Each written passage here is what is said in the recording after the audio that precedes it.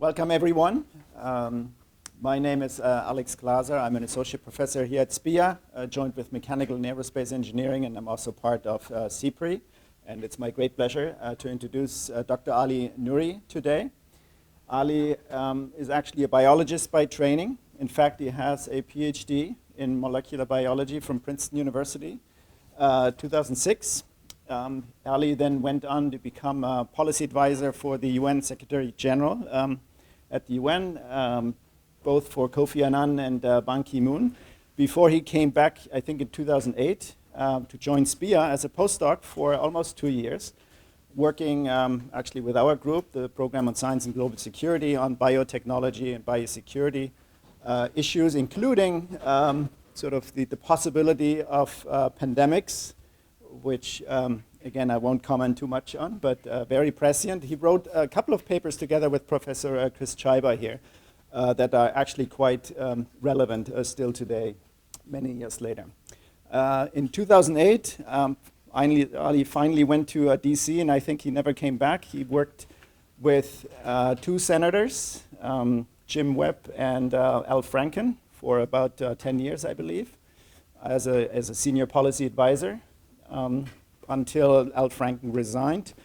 And Ali then became president of the Federation of the American Scientists, which sounds like a big deal, and actually is a big deal, for a couple of years until he joined the Biden administration in 2021. He's now an assistant secretary of energy, and let's make sure to get the title right, and he leads the office of the Congressional Intergovernmental Affairs, and in that capacity he was very much involved in putting the climate policy packages together that we'll talk about today. The talk today, the title is The U.S. Climate Agenda and Its Impact on the Clean Energy Future, a View from the DOE. We already had a talk by Jesse Jenkins a couple of weeks ago on the same topic, sort of a Princeton perspective.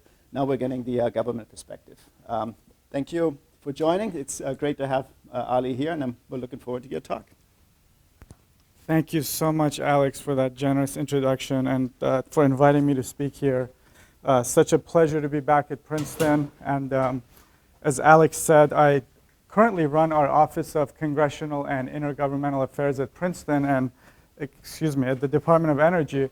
And it's just such an exciting time, as you all know, to be working on climate change. We've had this flurry of legislative activities in Congress in the last couple of years, and they culminated in the Inflation Reduction Act, which is expected to reduce emissions by 40%, US emissions, by the year 2030, and really put us on a path to meet our Paris climate obligations and just really have a restart when it comes to our actions on climate change. Before I talk about how those bills came about, let me just talk to you a little bit about my path. As Alex said, I was a graduate student here. I was in the molecular biology department in the early 2000s, and I was quite happy. I was tinkering with genes of animals, Drosophila melanogaster. These are fruit flies, to understand how they develop, and looking at their impact on human cancer. And in the middle of my PhD, the George Bush administration, Bush II administration, decided to invade Iraq.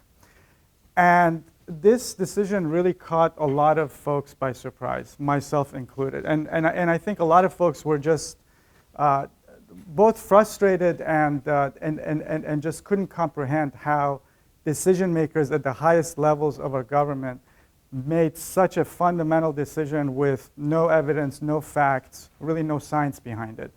And today we know that that ended up being one of the worst foreign policy disasters we've ever embarked on. And that process and that decision really convinced me that I wanted to leave biology and work in public policy. And what was fantastic about Princeton was you could literally walk into a seminar room like this one and get exposed to new ideas. And so I got to know Professor Glaser and Professor Mian, who are running the program on science and security currently, and others that Alex was mentioning, like Chris Schreiber and Frank von Hippel. And they really took me in and mentored me on my way to going to Congress. And the way I ended up in Congress was through a fellowship that's run by the American Association for the Advancement of Science. And the goal of this fellowship is to take scientists and engineers, and they put you in a congressional office or in the executive branch for a year or two to provide science-based advice to policymakers.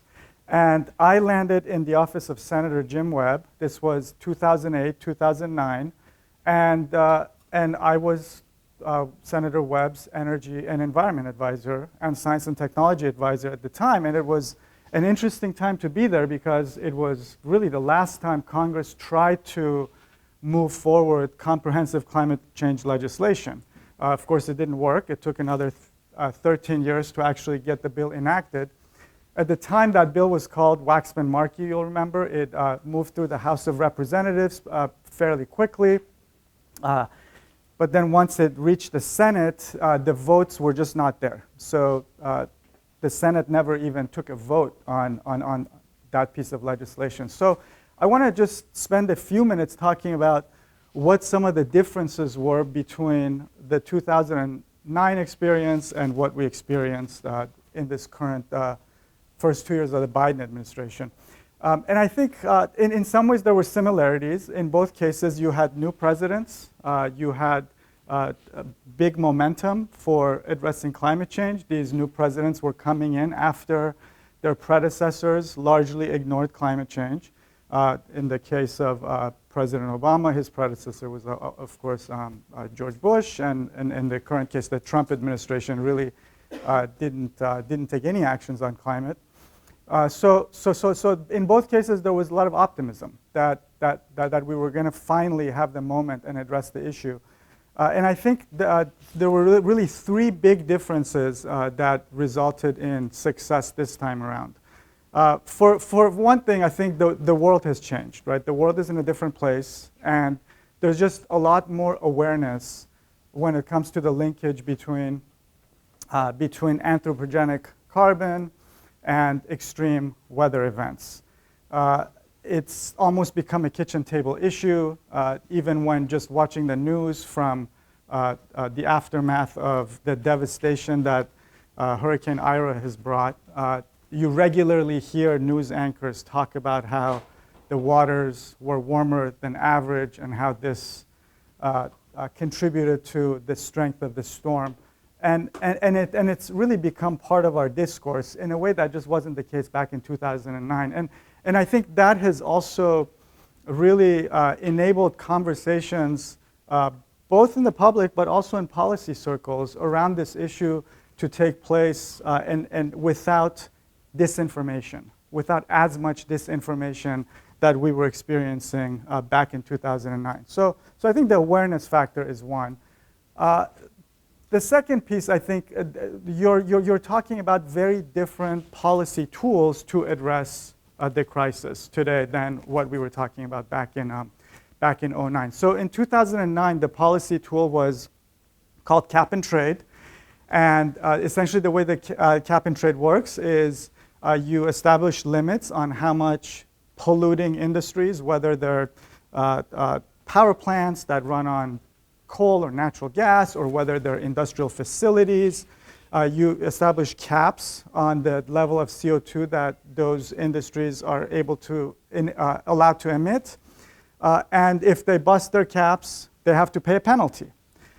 And so the outcome of that proposal was that really powerful stakeholders, such as mining interests, certain utility companies, certain industrial facilities like cement producers, chemical producers, high energy intensive industries, really opposed that bill. And whenever you have powerful interests opposing a key piece of legislation, it makes it really difficult to get that legislation through Congress.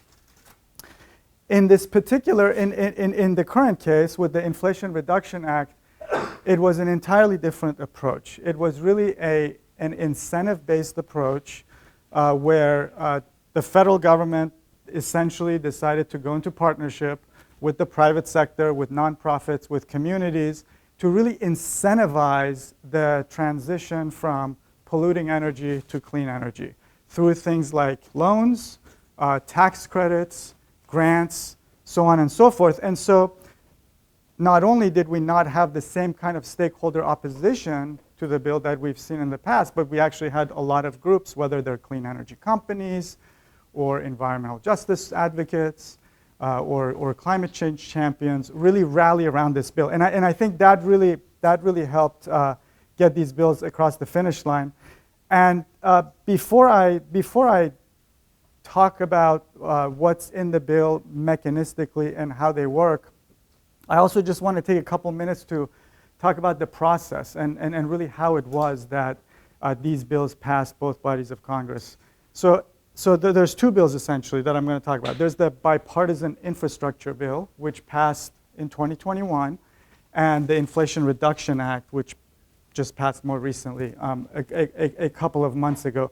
And it really all started with early actions by the current administration. The first month that the president came into office, he issued an executive order that essentially placed climate change at the center of our national security and our foreign policy decisions.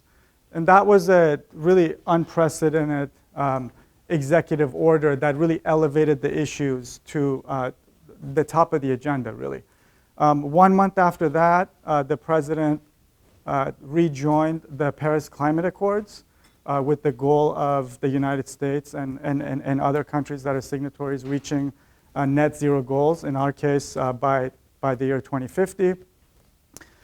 And 1 month after that, the White House released what's called the American Jobs Plan, or AJP for short. And the American Jobs Plan was essentially included, among other things, a blueprint on what we need to do to reach those climate goals. And it was really a blueprint for Congress because we needed funding to execute on those commitments. And so once the American Jobs Plan was issued, us at DOE, along with other colleagues at other agencies, essentially started communicating that White House blueprint to colleagues in the House, colleagues in the Senate, answering questions, helping with technical assistance on these legislative solutions, so on and so forth. And pretty quickly, what you started seeing in Congress was a bifurcation. The bipartisan infrastructure bill was essentially carried by, as the name suggests, members on both sides of the aisle. They came together pretty quickly and essentially put together legislation that deals with traditional infrastructure like ports and airports and bridges.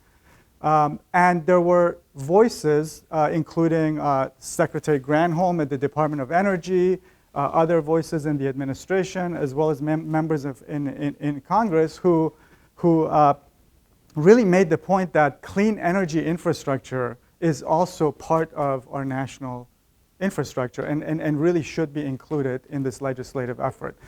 And so through that process, what you saw was $62 billion worth of clean energy infrastructure investments getting incorporated in this bipartisan infrastructure law. And I'll talk a little later about what kind of investments we're talking about.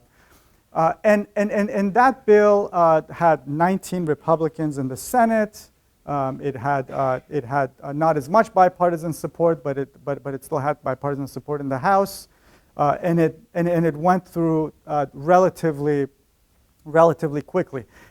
The Inflation Reduction Act, however, or its predecessor, which had different names, was a much tougher challenge, and that's because, for one thing, it was a much larger bill. So in the Inflation Reduction Act, now we're talking about $370 billion just on the climate side, in addition to other investments for healthcare and other needs that the country has. It's the largest by far of any legislative effort that any country has undertaken when it comes to climate, and 10 times bigger than anything we've ever done previously in the US. And what became evident from a fairly early on was that this was probably going to become a party line vote, in that we were unlikely to see much bipartisan traction around the Inflation Reduction Act. And so that, of course, limits your options as to how to get the legislation through Congress. In the House of Representatives, party line votes are not uncommon. House of Representatives, if you have a simple majority, you can pass the bill out of the House, and the House often does so. On the other hand, when it comes to the Senate, because of the filibuster, you always need 60 Senate votes to overcome the filibuster. And in a Congress where you're split 50-50, as we are now, and you don't have folks crossing over to help the other party pass its bills, that limits your options. And the option that eventually ended up succeeding was a particular kind of legislative vehicle called reconciliation. So you've probably heard that term, reconciliation. And essentially, what reconciliation is, it's one of these few vehicles where you can get it passed in the Senate by just 50 votes. There's a couple things that you can do in the Senate with 50 votes. One, the president's nominations only need 50 votes to get through. And second, the annual budget and revising the budget through this reconciliation process also only requires 50 votes. But what that means is that the reconciliation legislation ends up being not the kind of bill that is overly prescriptive on policy. Rather, it really has to deal with revenue and expenditure because, again, it's a part of the budget process. And if it diverts from that large goal of dealing with revenues and expenditures, it results in what's called a point of order, and then you, again, need 60 votes to get it through. So that's in part also why, when you look at this bill, the Inflation Reduction Act, it's filled with incentives so that the federal government can partner with other sectors to essentially make investments into the clean energy sector. So that's just a little bit of background on the process. Now let's get to what these bills actually do. And these are large bills. This is a 1-hour seminar, so I'm only going to highlight a couple of pieces. But just know that they're quite comprehensive. I know Professor Jenkins has talked about it. They essentially help decarbonize every sector of the economy. I'm just going to talk about two sectors. I'm going to start talking about the power sector, the power plants, large, huge source of emissions. And within the conversation on power plants, I'd also like to tell you a little bit about how we're actually changing the Department of Energy in its focus, in that historically we've largely been a research and development agency. And with the passing of these bills, we're really getting more involved in the demonstration and deployment game. And that is new for us, so I want to talk a little bit about that because we're actually hiring lots of people, from scientists and engineers and policymakers. So I want to make sure you all know about that if you have an interest in pursuing these issues after your education here. And then the second sector I'd like to spend a little time talking about is what the bill does to decarbonize the transportation sector.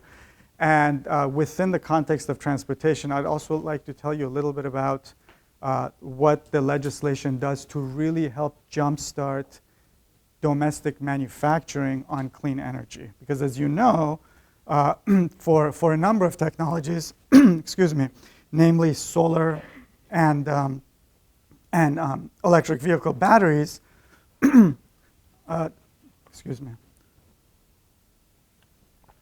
we're quite dependent on those supply chains on other countries. And given this is such a priority going forward and such a needed set of technology to fulfill the energy transition, we really need to bring some of that manufacturing back home. So I'm also going to talk to you a little bit about how we incentivize that process.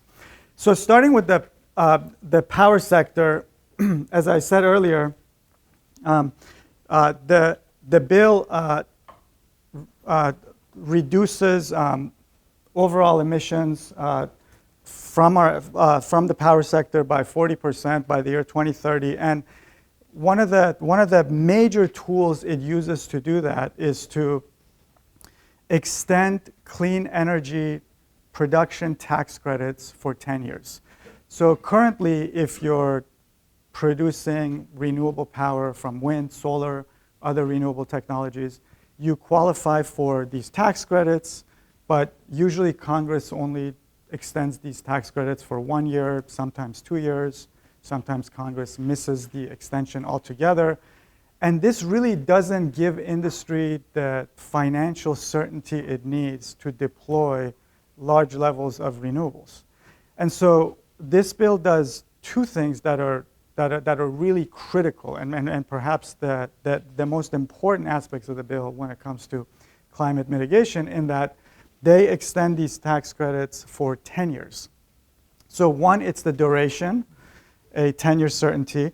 And number two, we're also adding the number of technologies that qualify for these tax credits. So of course, they include your traditional renewables, wind, solar, hydro, geothermal, so on and so forth. But now you also have a new tax credit for hydrogen, for clean hydrogen. You have a new tax credit for nuclear. You have expanded tax credits for carbon capture and sequestration, so we can capture carbon from fossil fuel plants or from industrial facilities. And it's coupled by very generous tax breaks to either sequester that carbon or turn it into usable products. There's also a separate tax break and even a more generous one for simply capturing CO2 from air through direct air capture hubs. So the tax break piece of the bill really does a lot of work. Now for some of these projects, especially things like hydrogen, things like small and modular nuclear reactors, or carbon capture and sequestration, technologies that are not as commercialized as wind and solar, what the bill does is what the bipartisan bill does. So there's a nice nexus here between the Inflation Reduction Act and the bipartisan infrastructure bill, in that in that it provides the Department of Energy over $20 billion to partner with industry, nonprofits, academia, communities to deploy demonstration projects. So these are going to be things like demonstrating hydrogen hubs, 6 to 8 of them across the country. There's an $8 billion program just to do that. And it's actually one of the most popular programs that we've had. Lots of folks have applied to these programs. And the idea in the case of hydrogen is to create hydrogen from clean electricity sources. So whether that's using renewables or nuclear power or natural gas, but coupled with carbon capture and sequestration to produce hydrogen, to essentially produce the electricity you need to split water into hydrogen and oxygen, and then using that hydrogen in various kinds of end uses, whether it's for long-haul shipping or heavy-duty cars or for power production through combustion. So these demonstration projects are one of these really exciting areas where DOE is going to be partnering with communities around the country. And the idea behind these projects is, as you build more and you increase that economics of scale, over time you're going to reduce the price of these technologies and make them increasingly competitive. And then when you couple that to these 10-year tax credits, you can really see a scenario where you're going to get much more deployment of a very diverse mix of clean energy.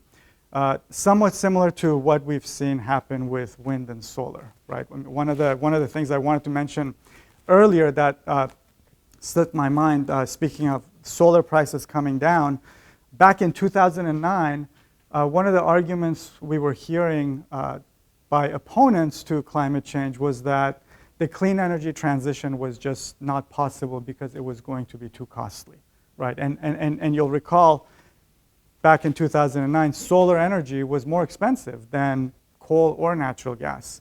What's happened in the last 10 years, the cost of solar has come down 90%. And last year, we saw more solar power deployed than any other energy resource. And in fact, in most places in the country today, it's cheaper to build new solar plants or new wind plants than to continue operating some existing fossil plants. So that dynamic has really changed. And this issue that was really looked at as a cost that society would have to bear has really turned into an opportunity now, especially when you consider the fact that 140 countries around the world have net zero goals. 140 countries that account for 80% of emissions have net zero goals. They're going to need technology to get there.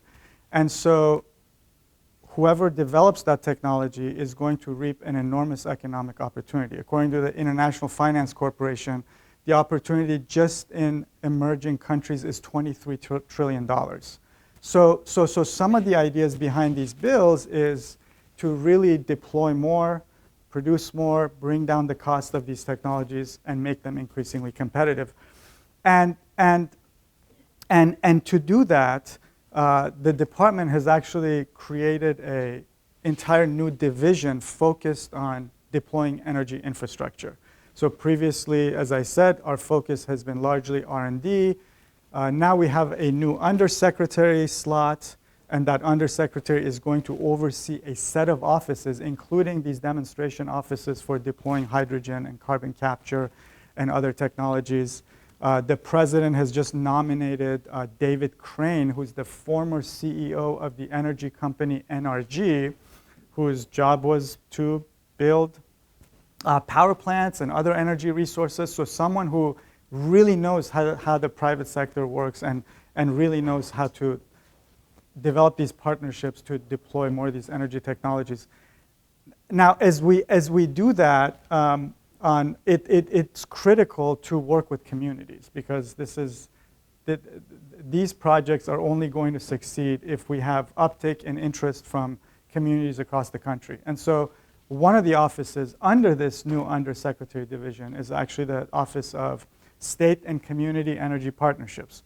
And a large focus of that office is going to be working with stakeholders on the ground to make sure that the right places are being pursued for the right kind of energy technology. And as we do this work, one of the lenses that we look through, which is very important for the administration, is energy and environmental justice. The president has what's called the Justice 40 initiative. The goal of this initiative is to essentially have 40% of federal investments in clean energy, to have 40% of the benefits of clean energy go to communities that are either on the front lines of climate change, or these could be disadvantaged communities, which oftentimes are communities that are backed up into near an industrial facility, and as a result have higher health burden than other communities. And so the goal here is to really think about how we can use these federal investments both to financially and environmentally lift up communities, but also socially. And so we're talking about things like a community solar project, for example, or better modes of public transportation.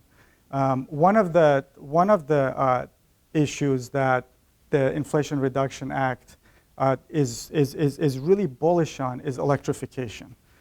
When it comes to decarbonizing buildings, as well as decarbonizing the transportation sector, electrification is going to be key. So one of the tools we have in this bill are very strong incentives in the form of rebates for folks to change out their natural gas furnaces or natural gas water heaters with electric heat pumps, essentially electrify those, which has an upfront cost associated with it. But if you are a low-income household, you actually qualify for an $8,000 rebate for that electric heat pump. And that really lowers the initial cost. And then you have your fuel savings over the course of the year because you're no longer dependent on volatile or expensive natural gas fuel. Instead, you're using more stable electricity to power your home appliances. So that is one example of how we're looking to work on both decarbonization, but at the same time, lower energy prices, especially for folks who need it most. Now, the last piece of this Inflation Reduction Act I wanted to talk about, which is also tied to electrification, is the transportation sector. So as you all know, transportation is a huge source of emissions, over 25%. And this was a very interesting issue because there was some disagreement about it, particularly in the Senate, as to what kind of policies we're going to pursue to decarbonize the transportation sector. What the negotiators ultimately landed on are tax credits for zero-emission vehicles, which will receive $7,500 point-of-sale rebates for a new zero-emission vehicle, and $4,000 rebate for a used one. And that policy right there really drives most of the emission reductions that we see from this bill come out of the transportation sector. Now, as these policies were being debated, there was a concern that we would be providing these tax credits to automakers from other countries. In particular, there was a concern that when we look at the supply chain, the battery supply chain, what we see is that, first of all, an electric vehicle, for example, requires 6 times as much critical materials like cobalt and nickel and lithium than an internal combustion engine. And these critical minerals, 80% of them are refined in China. And number two, 60% of the actual components of the batteries are manufactured in China. So there was a concern that these tax credits could end up incentivizing companies overseas as opposed to companies here at home. And what that remedy that negotiators came up with to that issue was to essentially have requirements on the tax credits, in that if you're a company and you're trying to reap these tax credits, there's now certain requirements to produce these batteries and produce these critical minerals either domestically, either in North America, or in allied countries, or a combination thereof. So that's the demand pull that's in place to really rev up the domestic manufacturing of these electric vehicles and these batteries. But the bill actually goes much, much further than that, in that there's also a supply push. And this is really one of the most interesting features of this bill, in my opinion, in that it's a climate bill first and foremost, but it's also very much an industrial strategy bill. And what this industrial strategy really is intended to do is to really incentivize the domestic manufacturing sector on everything from batteries to solar energy to wind. And the way it does that is through a set of very strong incentives in the form of grants, loans, and tax credits. So when it comes to grants, the bill includes a $6 billion grant out of the Department of Energy. This goes back to the bipartisan infrastructure law, which authorized this grant program to essentially fund academia, for-profits, to develop batteries, develop methods to refine critical minerals, as well as recycle batteries. That's just a $6 billion program, a very popular program. We had an initial funding announcement, and we're announcing some awards just next week. There's a second grant program, $5.8 billion for auto manufacturers that are looking to convert their processes from internal combustion engine to zero emission vehicles. So a very significant incentive, second incentive. Then there's the loans. We have a loan program at the Department of Energy called the Advanced Technology Vehicles Manufacturing Office. This is the same office that made a $500 million loan to Tesla back in 2010 to put up a factory in Fremont, California. That was before Tesla was a household name. Today, it's one of the most successful companies. So this loan program is now strengthened through these bills and able to provide loans to various aspects of the battery development supply chain. And then finally, there's two really important tax credits for facilities that are looking to manufacture batteries. The first is based on a bill that was initially introduced by Senator Ossoff from Georgia. And it's a new tax credit that will essentially incentivize every part of the battery production, solar cells, as well as wind energy. And this new tax credit is really bringing a lot of excitement and interest to battery manufacturers, to solar manufacturers. Simply the fact that it's been passed by Congress, signed into law by the president, has resulted in a number of new announcements around the country with facilities either announcing putting new facilities or expanding existing facilities to develop the clean energy supply chain. And then the last tax credit is called the 48C tax credit. And this tax credit essentially goes to the facilities themselves.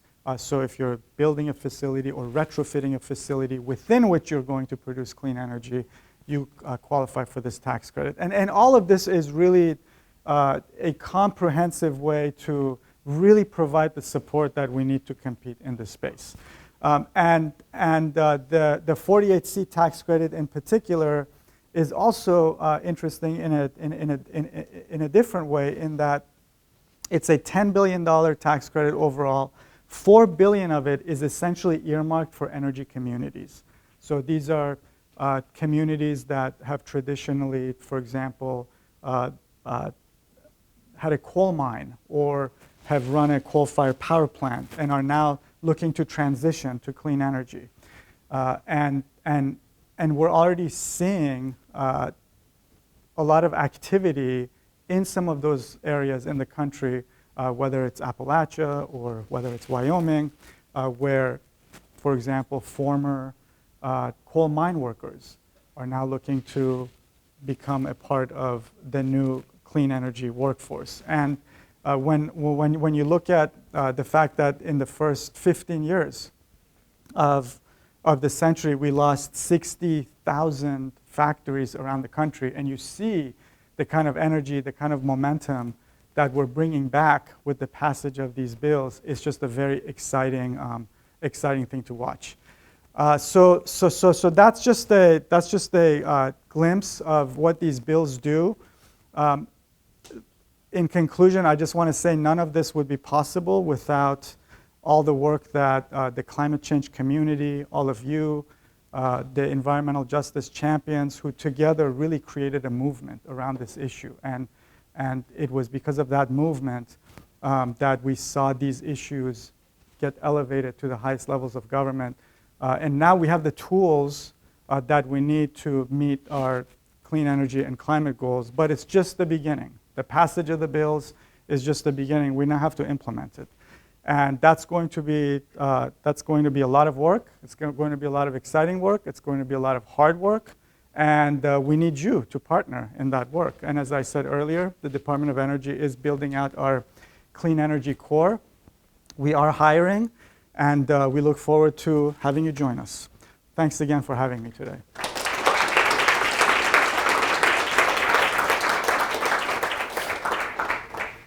Okay, thank you, Ali. I do think we have 15 minutes, 10-15 minutes for Q&A. And when you ask a question, well, you can say who you are, perhaps. but also Ali may want to repeat the question for those who are watching online. And I'm just going to repeat whatever question I wanted you to ask. Yes. Thank you for talking. I was wondering, you mentioned the new office for state and municipal assistance, I think it was.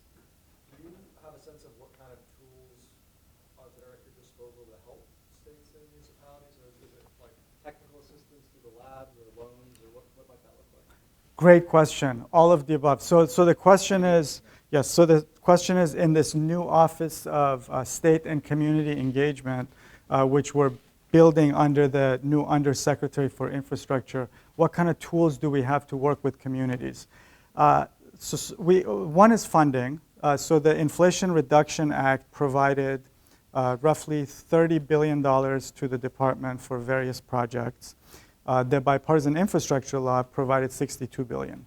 And these are everything from these demonstration projects that I was talking about, to hardening the transmission system, to weatherizing homes, to deploying these electric heat pumps, so on and so forth. So one is the individuals within these offices will really need to work with communities to really understand what the needs are, where these projects make sense, where they may not make sense. So that's the first piece. And then the second point that you made is really the technical assistance one, which is really important because in some of these communities, you just don't have the technical capacity to really figure out some of these answers that we're talking about. It requires resources, it requires expertise, and the DOE National Labs that you mentioned actually are a great partner in that regard. So for example, we have a national lab in Colorado. It's called the National Energy Renewable Laboratory.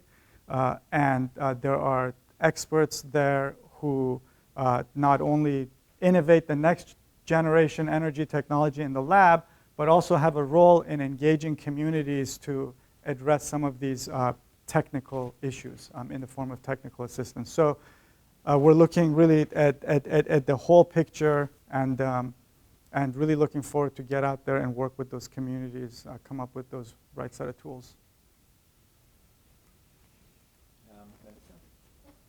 Hi, thanks so much. I was wondering if you could speak to any new DOE efforts around resilience of the electricity grid and also renewable energy generation in the face of hurricanes, heat waves, wildfires, all of that. Sure, absolutely. So the question is on the issue of resilience, especially in the context of we're seeing more and more climate-related disasters, and the question is, what are we doing to make the grid and our energy sector more resilient? It's a great question. Bipartisan infrastructure law included $10 billion just to upgrade the grid against things like extreme weather, extreme heat, wildfires. And we've actually created a new office under this undersecretary that I was talking about called the Grid Deployment Office. And the job of that office is really going to be figure out how to use that $10 billion to its maximal level. In addition to that, I was mostly talking about the Department of Energy, but of course, other agencies also get a lot of tools from these bills.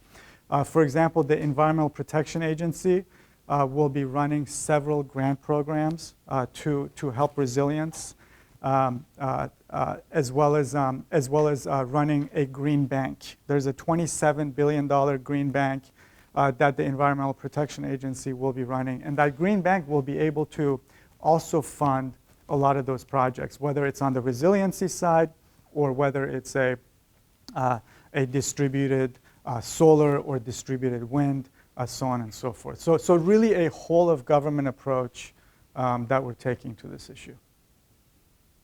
Yes. Oh, sorry. Sorry, I think you were first. No? Sorry. My name is Gabe. I'm a PhD student in Jesse's lab. And yeah, so my question is, I've heard some things about the WTO and leaders in Europe not being very happy with the Made in America parts of the IRA. I was just curious your thoughts on what the status of that are. Right. So this is well, first of all, to repeat the question, the question is around the electric vehicle part of the legislation, which includes, as Gabe was saying, some made in America or made in North America or made by allies. And the question is whether or not that might run afoul of some of the World Trade Organization trading rules.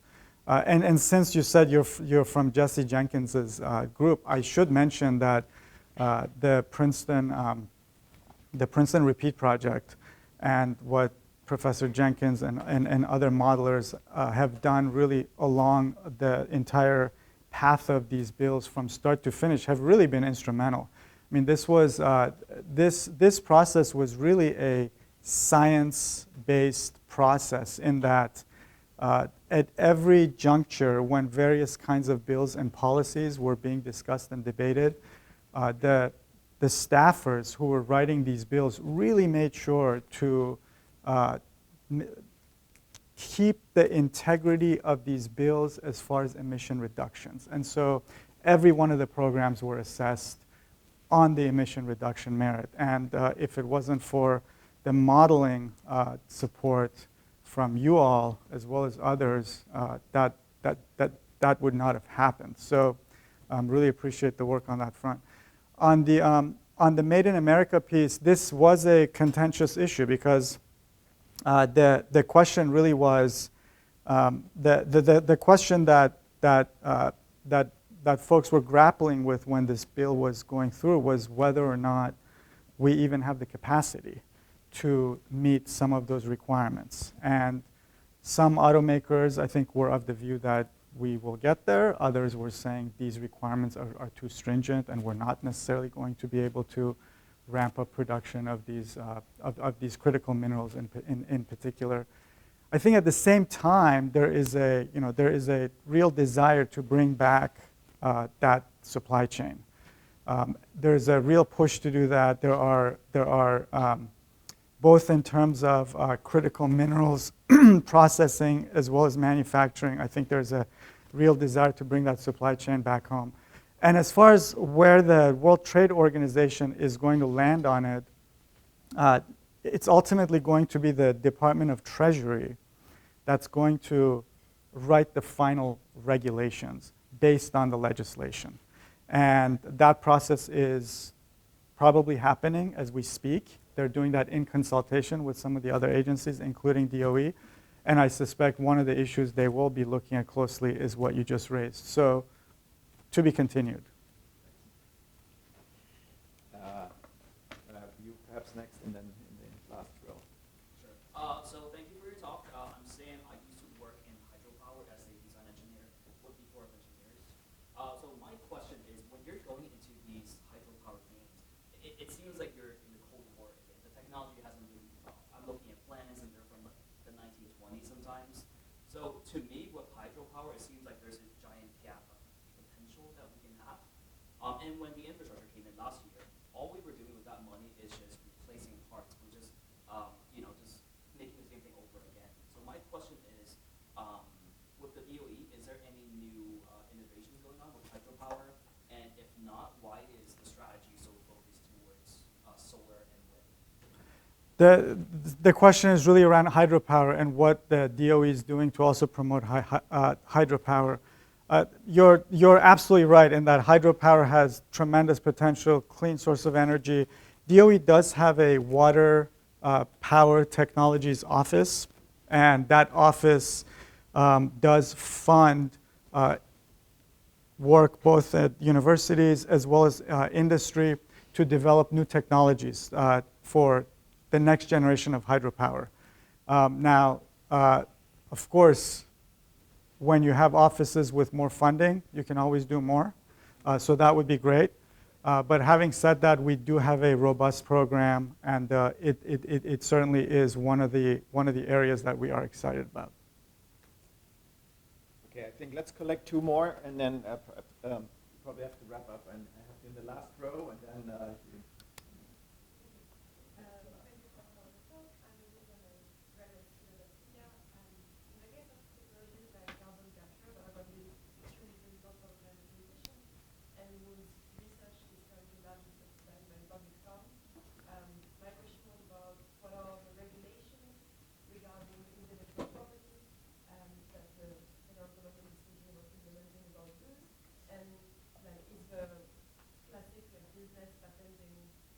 business using patent system going to be compatible with climate solutions? Just go with yours. So that's on IP. We touched on this discussion before, but I wanted you to speak a bit more about what going forward is the Department of Energy's sort of outreach engagement and work with other governments is going to look like based on the progress made this year. Great, great. So two questions. One is we need to move through the intellectual property more quickly, especially for technologies like carbon capture and other things if we are going to meet these climate goals. Is that a fair summary of your question? Great. And then the second question is, what does this legislation mean for our work with international partners? So on the intellectual property side, we certainly need to. You're absolutely right. I mean, we need to push really hard on this issue. One of the things that the Department of Energy is doing is, as you know, we run 17 national labs across the country. They work on everything from supercomputing to advanced material, and these instruments are one-of-a-kind instruments that your typical university or your typical company can't always afford, but they're really critical in many ways for advancing clean energy technology. And what we do is we open up these facilities through user facilities where a company can come and use these facilities to help advance whatever technology they're making. Now, if they're willing to share the data publicly, in most cases, they can use those instruments for free. So part of, I think, the answer to your question is more open source type of partnerships like the one I described could help accelerate that tech transition. The other piece is we've established a new office at the Department of Energy called the Office of Technology Transitions. And really the role of this office is to go to various parts of our national lab system and really identify areas where we should be doing a better job of getting the technology from the lab into the private sector and help with that commercialization piece. So those are two ways that we're trying to address that IP issue.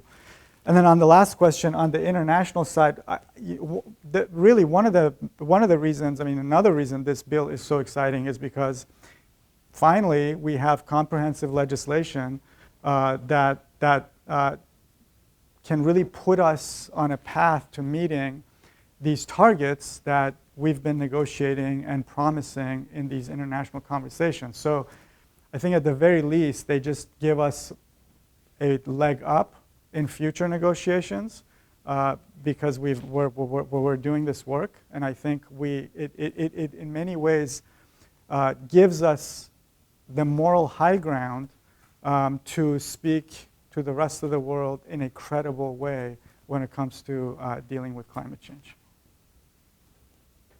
Okay, did I miss one question? Do I have permission for one more? Okay, I'll be really quick. Yeah, thank you. My question was on like a lot of the policies you mentioned are more like tax incentives. I was just wondering if you could comment briefly on like the political economy of like tax incentives versus subsidies, who benefits, if it's more like easier to like pass things on.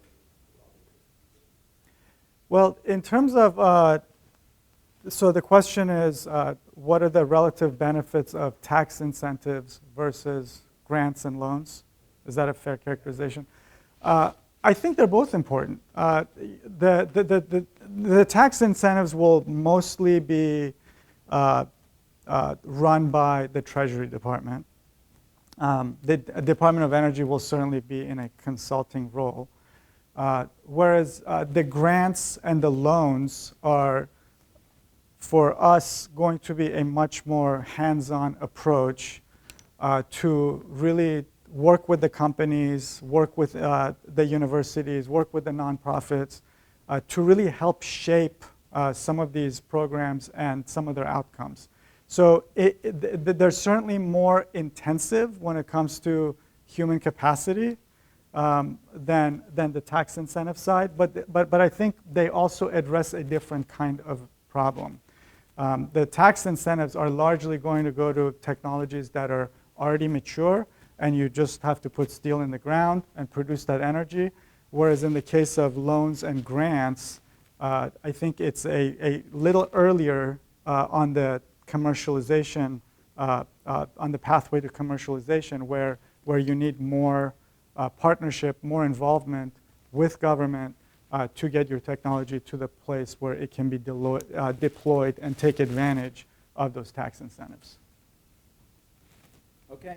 Well, I think we're out of time. I think Ali will stick around if you have additional questions, but let's thank him again for coming. This was a fascinating conversation. Thank you.